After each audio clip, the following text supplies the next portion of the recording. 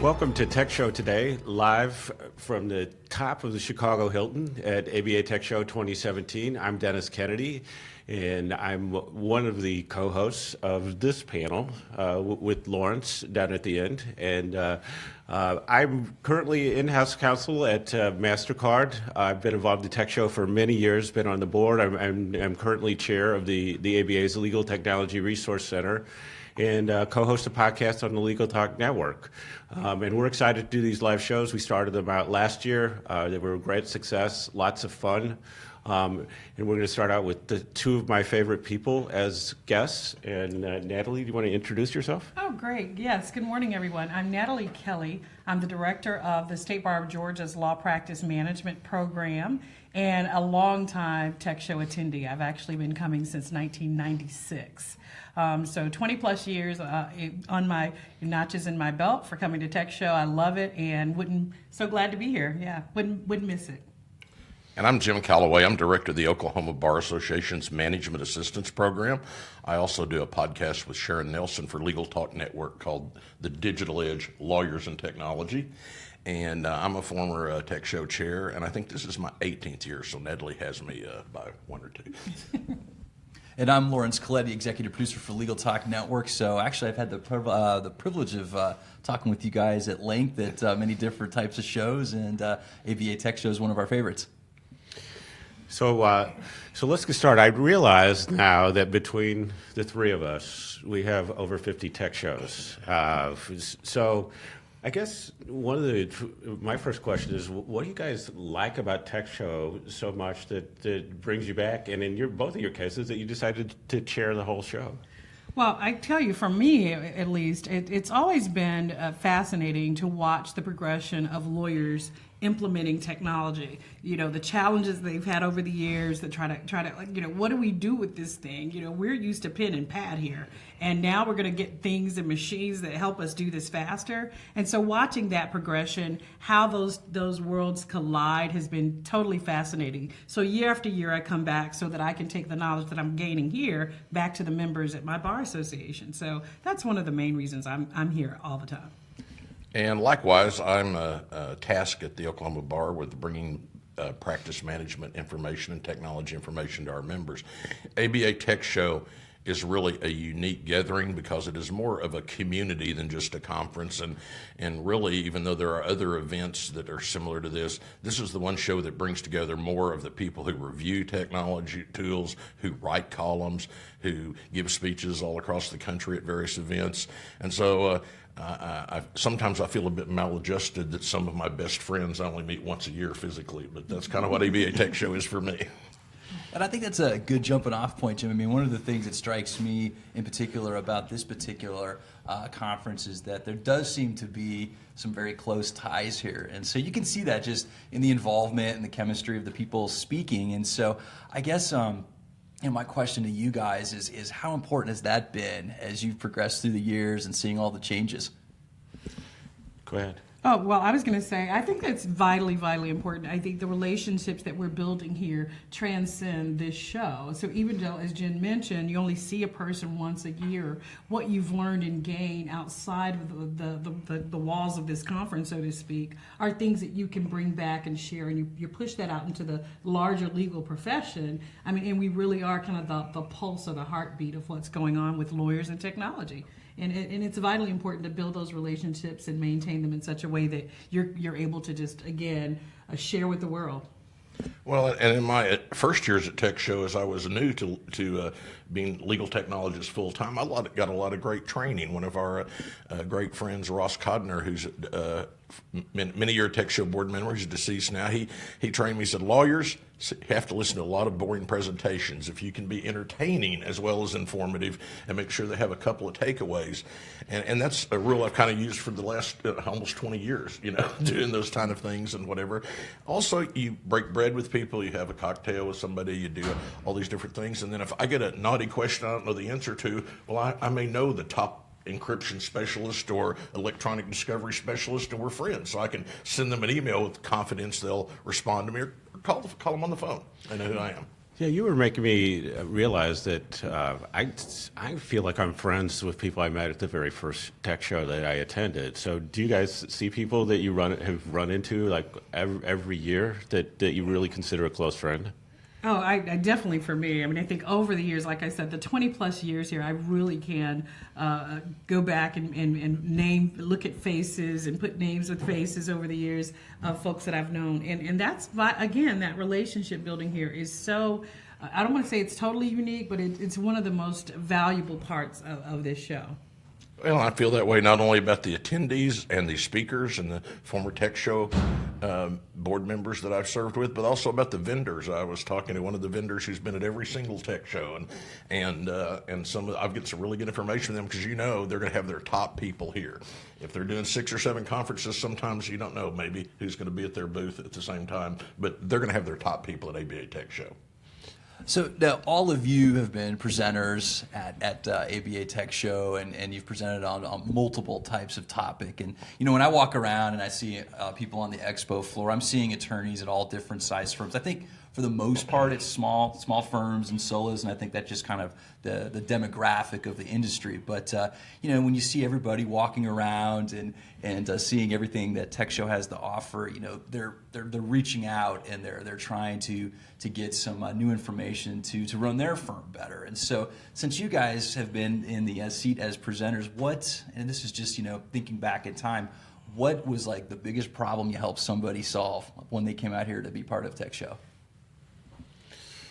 I don't know. I would say usually the biggest problem seems to be helping somebody that you present with, like get the projector to work. I mean, it's. I would say in all the years, it seems like I've learned so much about like what can go wrong and like how you have to, as a speaker, be prepared for so many things that can happen. But I think every year, you do pick up what's new. So usually a tip or two these days, like somebody will recommend an app that turns out to be really helpful. So those sorts of things.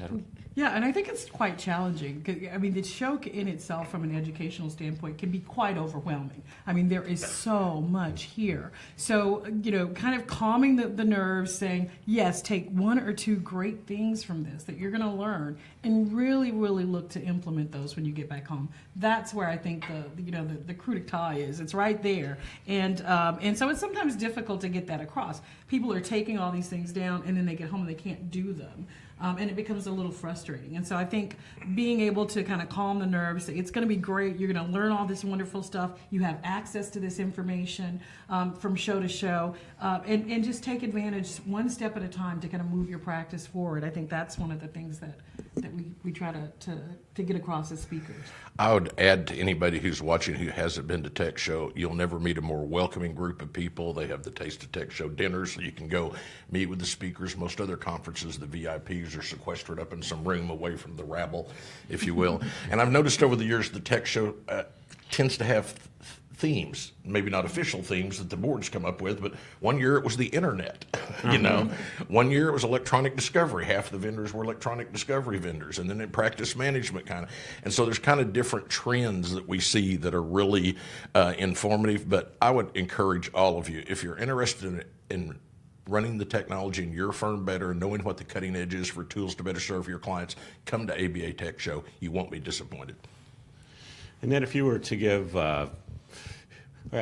2 thoughts. So let me ask this one first. So I think one of the challenges as a speaker at Tech Show is the wide variety of experience and expertise in the audience itself. And I think that we've with this show and the speakers have done a lot of things to help with that. And I don't know that we started the 50 tips in 50 minutes type of notion, but we've certainly used that as a way to get to people so that everybody can go away with something. So, I mean, I think the tips approach is one thing, but sort of when you approach an audience at Tech Show, how do you kind of get to the right pitch for what you're presenting so you reach the most people in the audience?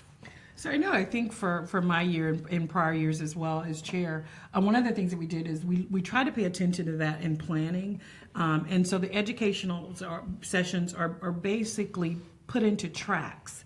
And then we try to, notate which tracks are a little bit better. And in terms of actually speaking to the audience, sometimes you're polling the audience. You're saying, hey, how many of you have practice management software in your, in your firms, or how many of you have these particular frustrations or headaches? So you're looking to do those kinds of things to identify where that level is. And in terms of preparation, you're usually going to be more cutting edge and more at the higher end. But again, it's you're right. The audience are quite varied at many times, and so sometimes it can be a challenge.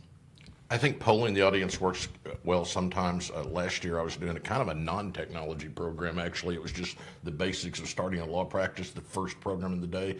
I polled the audience and was fascinated to learn that half of the people in the audience were actually faculty at law schools who were paying more attention to that type of thing. But I will recall my most uncomfortable moment at ABA Tech Show. The internet had finally become reliable enough you could kind of count on it, and so we were doing a program, big plenary session called 60 Sites in 60 Minutes, and the internet quit working, or 95% quit working.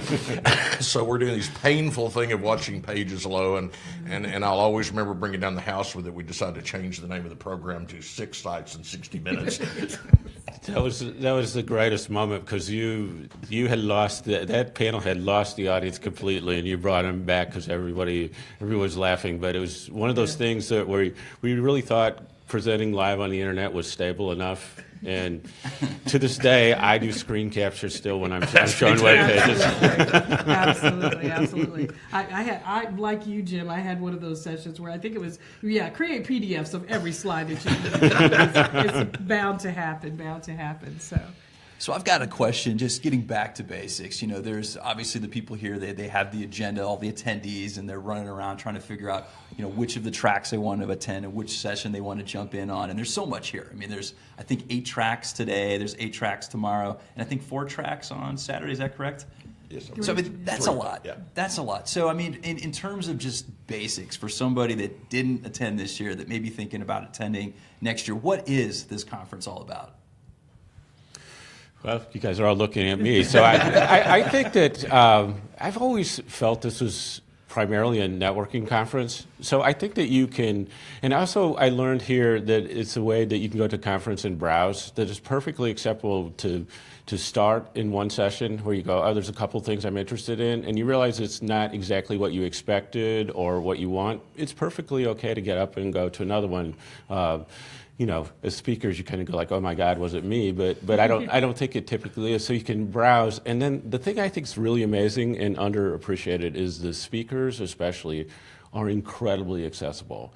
And so what we find is there are a lot of people who've read us, who've seen us speak, and they're honored. I mean, it's kind of funny. They're like fans, and they come up to you. And so I think it's such a great group that people really honor that with people come up to you and spend the time talking to them. And I think this is a great opportunity. And as Jim talked about, there's the Taste of TECHSHOW dinners, which is a great way to meet other attendees and speakers, because speakers host those. They don't pay for them; they host them. And it's so that networking aspect is amazing. So I just tell people, go up to somebody and introduce yourself, and you'll be amazed at how receptive you're going to find people. So one part networking. Yeah, I mean, definitely that. And, it's really, we kind of alluded to this earlier. We talked about this kind of familiar atmosphere that we have here. It really is like a family. I mean, it's totally welcoming, as Jim has said. It's totally, the ease to get to the speakers. It's all of those things, which is so fascinating when you're talking, 1,000 plus, 2,000 plus folks. It's really an incredible show. I really there are a lot of lawyers. It's a little different now where everybody understands the necessity of technology. But a decade ago, there were still these internal struggles where a couple of lawyers were trying to push the firm forward, and they really enjoyed, and they lose these battles often to partners worried about the bottom line. And I bet I've heard 100 times here, this is finally the group of lawyers that get it. I'm so happy to be with the lawyers that get it. And again, you don't hear that as much now because everybody understands the importance of technology in law firms. But boy, in the early days, it was really a nice treat to meet with people who saw the world like you did, particularly when you worked with the majority of people who didn't. Yeah, absolutely. So, as you look back over the years, how has the audience changed? Is it that we feel they're getting younger? It's just they're the same age, and it's just us changing. But sort of what are the things it is a lot more tech savvy than the original days. But sort of what are the changes you've seen over the years? Well, I think the major change that I see is people really come ready and with other ideas, and where before they were having these eureka moments like, oh, wow, that's how you do that and whatever. So I think that's one of the changes. But I also think there are a lot of people who are here for real. I don't want to overemphasize the fun too much because there are a lot of people here for really serious business problems. A lot of law firms that are struggling with things will send people to TECHSHOW to find the answers for them. And so I've noticed that you said it's solo and small firm lawyers. I'd say it's solo, small firm, but also medium-sized firms. The huge firms, if you're not on the management committee or the technology committee, you probably don't care much about technology tools. It's not. But in the medium-sized firms, they affect everybody, and everybody's involved in the decision-making process, and all the partners are paying for it at some level, whether they want to or not. As all of us who do this are aware, our profession hasn't necessarily been the most embracing of change and technology tools. And so that's the thing I see right now is that people are being sent by their firms with specific missions as opposed to let's just get that crazy kid out of the office for a week so we don't have to listen to that. Laurence, what do you have? Oh, yeah, sure. I think one of the things that jumps up to me is practicality. So I love the networking part. Everybody's really nice, warm, and engaging, and the social events are great. But at the end of the day, kind of what you were talking about briefly there, Jim, was it's about solving a problem. And when we interview and talk to people after some of these presentations, we're looking for immediate takeaways for some of our listeners, and that's one of my favorite elements of this particular conference is that there is something that you can plug in right away that'll either help with the bottom line in terms of saving money or help you be more profitable. And you may not appreciate this, but there's really a lot of peer pressure. I mean, my job is, I give a lot of speeches in Oklahoma, but here I'm being judged by a really high level of colleagues. So I think all of us feel like this has to be my A game. I'm in the big leagues.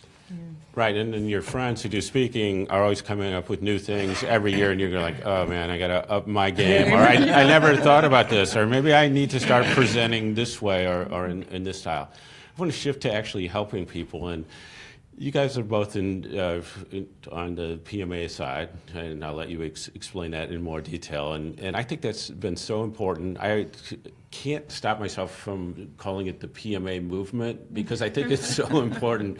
But you really take the learnings of TECHSHOW and everything else that you're doing, and you actually help the lawyers in your states. Could you talk about PMAs and what you do and how important that's been over the years to the lawyers in your state? Yeah, so absolutely. So the practice management advisory services is basically a group of law society and bar association employees, and they're dedicated to the practice of helping lawyers with the business sides of their practice. So from management and marketing, finance, all the technology, of course, that's what we kind of focus on a day-to-day job is to help our members with those particular topics. And so TECHSHOW, again, helps us in a way that it gives us that knowledge. We're able to translate that into solutions that we can then take back to members to assist them. And, I'm in, for instance, Georgia, and we have, metro centers within the state and then the rural areas where you don't have access necessarily always to the information. Of course, now with the internet, you can get everything. But, that my day-to-day job is very, very rewarding because now I can say, to the lawyer that's out in, a rural part of the state that, yeah, there is a practice management system that you can access and store all of your client information and increase your level of client service because you have access to all of this information. And so the jobs that we do to help with the business side of a law firm's practice to move them forward from profitability, productivity, all of those things is something that we find rewarding, and we find TECHSHOW very, very valuable to us as a tool that we can use to do our jobs. It certainly allows you when there's some bit of information you maybe aren't up to speed on, that we love the, now I guess you download the materials with the flash drive. Before, I'd always come in and save that on my computer system and back it up so I wouldn't lose it. But I think it's a practice management advisor. And by the way, Dennis, the movement is growing. We've got 2 new PMA programs the last year or so. So how many states now? A little under half still, right? Yeah, still about 20. Well, yeah, about a little under half in the U.S., but there's some law societies. But I think for me, and I don't want to, I think for me and all the PMAs, it's really that trust level with your members. They've known me for years now, and let's face it, as one of my quips is always, if you can't make even the most crappy piece of software look good in a demo, you don't know what you're doing. So demos are really often misleading and hide the weaknesses of products, and plus everybody who's pitching these things, they have a profit motive. So I'm the person with no profit motive whose only job is to try to give them some objective advice. We don't say buy this product necessarily, but frequently I'll say, look at these 3 products. I think you'll find something in this set of 3 you want. Yeah, I always do what's called a best-of-breed recommendation when it comes to the technologies that folks are looking at. So it is that here are 2 or 3 that you can look at that are going to answer a specific need. So sometimes it's not that you have the vendor trying to sell you what the solution happens to be. It's no, we have this particular problem, and part of our job is to not only help the firm identify what those problems are, but to say, here are the solutions that you can look at or some of the possibilities for you. Yeah, I think it's amazing in the States, and I always recommend that people talk to the PMA in their state if they can. And I will also say that for each of you and for other PMAs, I've seen people come up and say, basically, your help changed my life, which is pretty amazing. So do you have some favorite stories of working with people where you felt you really made a difference? I mean, I know you guys have these stories where people weren't using computers, or like probably last year they were still using DOS computers, but sort of are there things that stick out over the years? I mean, my most incredible story is a very, very early technology story, but it is just mind-boggling and shows you the power of technology and its impact on a firm. There was a firm in a rural part of our state, barely had internet service back in the days, and they sent 2 of their staff to my office. And at this point in time, networking computers together was big.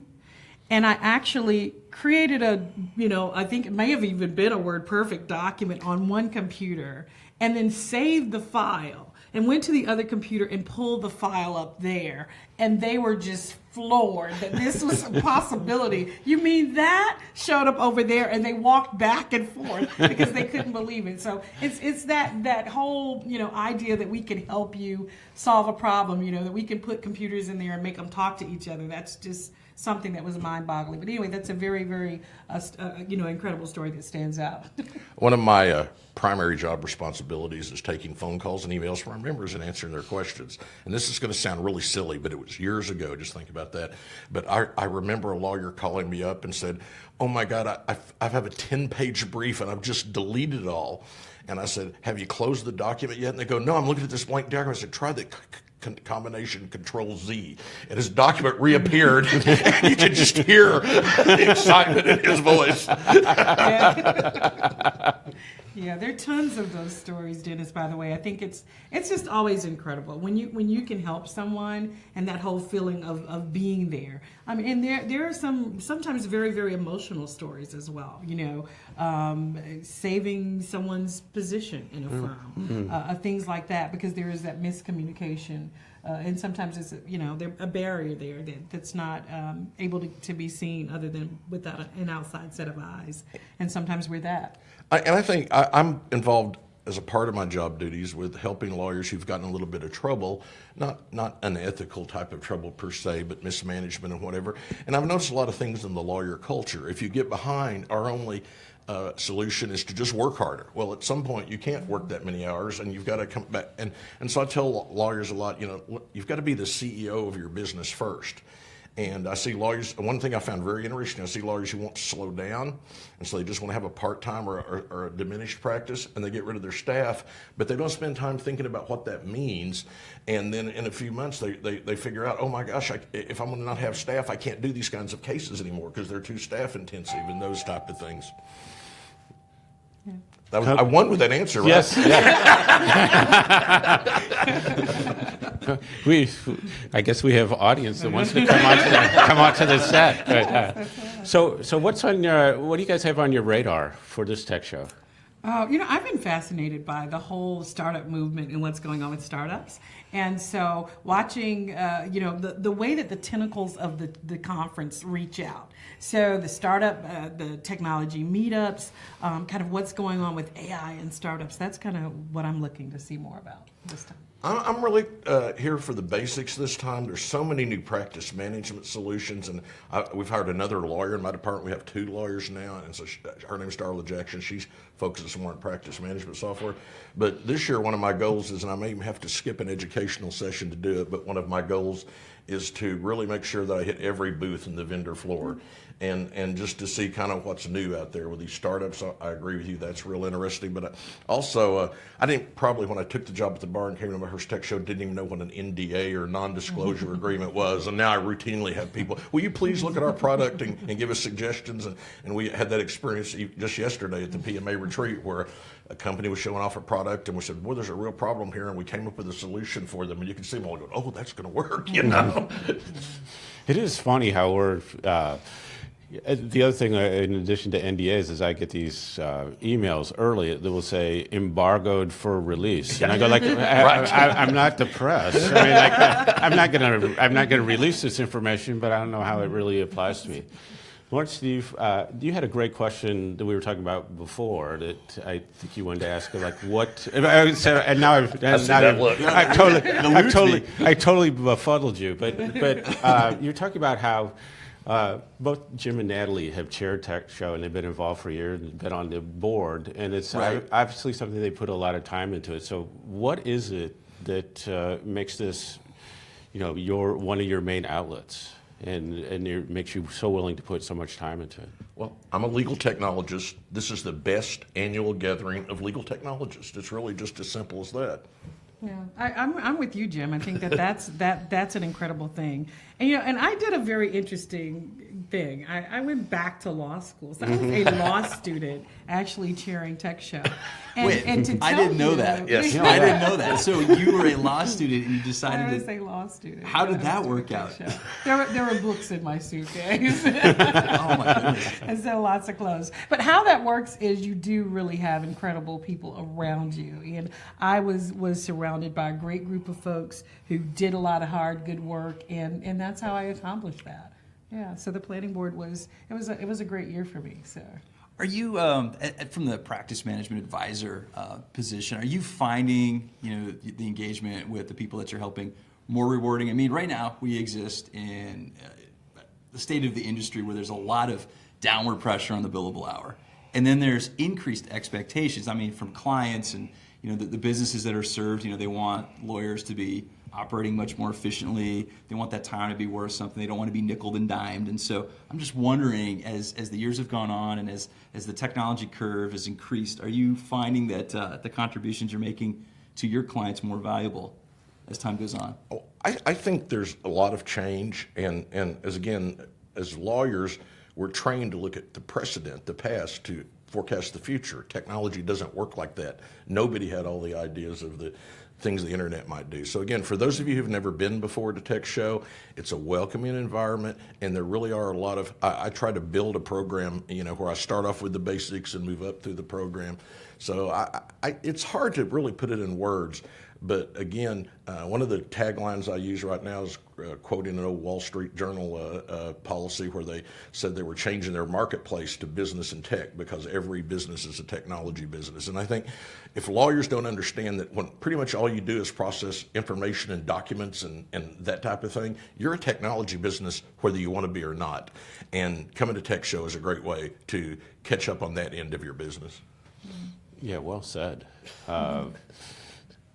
So I think that's what we have for today. I'm getting this signal from our fantastic production team, and I think thank you, Jim and Natalie.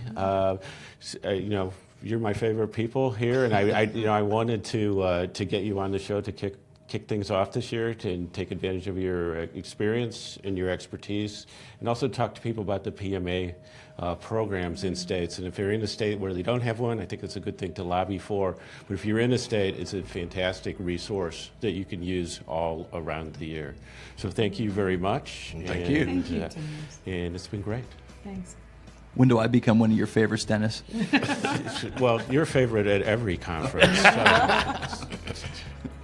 And also on the microphone tests we do and everything, you're always a favorite. Don't feel it. It's okay. It's all right. It's all right.